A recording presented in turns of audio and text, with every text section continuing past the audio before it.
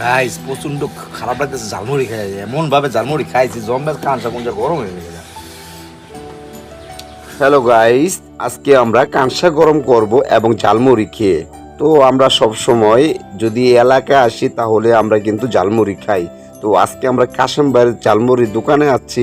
তো আমাদের জন্য ঝালমুড়ি নিয়ে আসতেছে, আপনি দেখতে পারতেছেন।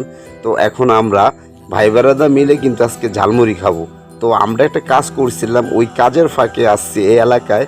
তো এই এলাকায় ঝালমুড়ি খাচ্ছি। যাদের খাইতে মন চায় কুড়ালতলি আসবেন এবং কাশেম ভাইয়ের ঝালমুড়ি খাবেন, কাঁসা গরম করবে। গাইস প্রচন্ড খারাপ লাগতেছে, ঝালমুড়ি খাই এমন ভাবে ঝালমুড়ি খাইছি জম্বে কাঁচা কুঞ্জা গরম হয়ে গেছে।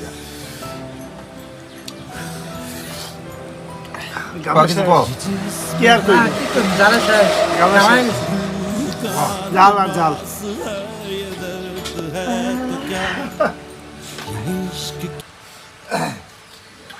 তো এত পরিমাণ যে ঝালমুড়ির ঝাল হইছে, আমাদের কাঁসা গরম হয়ে গেছে গা।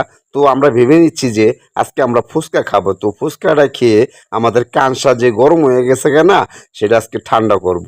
তো খাচ্ছি, পাশাপাশি চারদিকে তাকিয়ে দিচ্ছি, অসাধারণ দৃশ্য।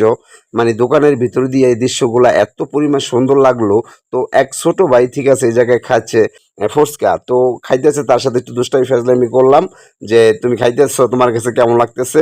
সে বললে যে অনেক ভালো লাগে, আমি মাঝে মধ্যেই এখানে এসে খাই। তো ধন্যবাদ, এই পর্যন্ত ভিডিওটা।